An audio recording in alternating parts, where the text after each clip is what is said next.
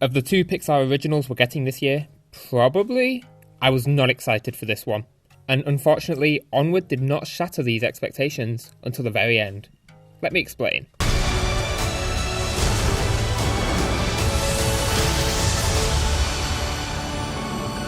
Up is not the 2009 film of the same name by the same studio. It's the first original film by Pixar since Coco way back in 2017.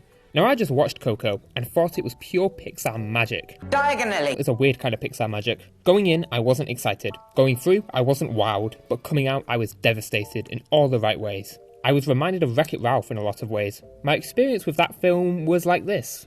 She's the one, Cole!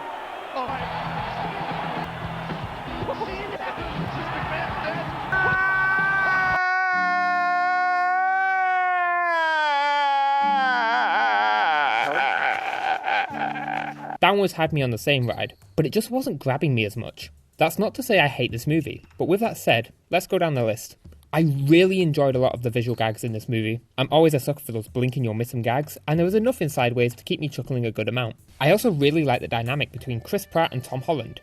It's actually really funny. You can see the exact moment when Tom Holland was up for grabs with every studio known to man. With that said, however, I have to agree with Your Movie Sucks and say I think Jack Black would have been perfect to play Chris Pratt's character.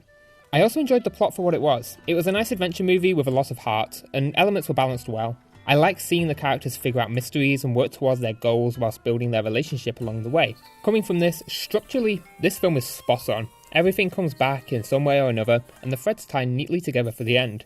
Apart from the ending, this is, in my opinion, the film's greatest strength. I'm 50-50 on the side characters. I thought the mum and manticore were hilarious, their little detour to the pawn shop was great, but the centaur and those damn pixies pulled down the film. The pixies especially just annoyed me. It's like, haha, look, they're cute, but they're hardcore bikers. Oh my god, aren't we hilarious?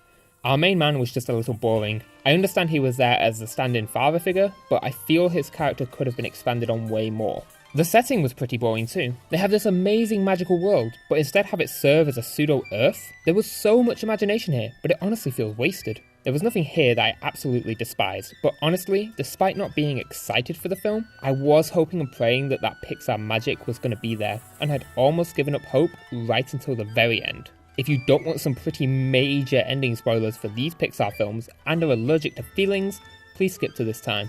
Pixar has done some damn good climactic scenes in their time. Anton Ego tasting the ratatouille, the toys in the incinerator, Remember Me, Riley breaking down. Honestly, I could go on all day. Onward is up there, and may even surpass these films. This shit crushed me. Ian's struggle in this film was something that I was all too familiar with, and seeing everything come together in the end had me in tears. The list coming back into play managed to shock me, even though I predicted it sorta. I was expecting the dad to disappear, and have the ending be super sad, but Ian and his brother find solace in the fact that they managed to do everything they wanted with their dad anyway. What actually happens is that Ian gives up everything he's fought so hard for so that his brother can say goodbye to his dad properly. I was fucking astounded by this ending.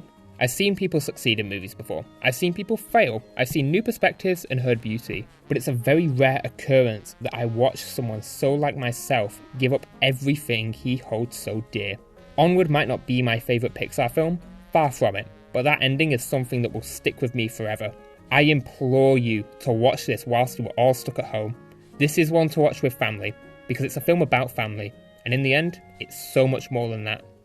Apologies for a very long stretch of no content. With everything going on in the world, I was a little more focused on what was happening in the real world.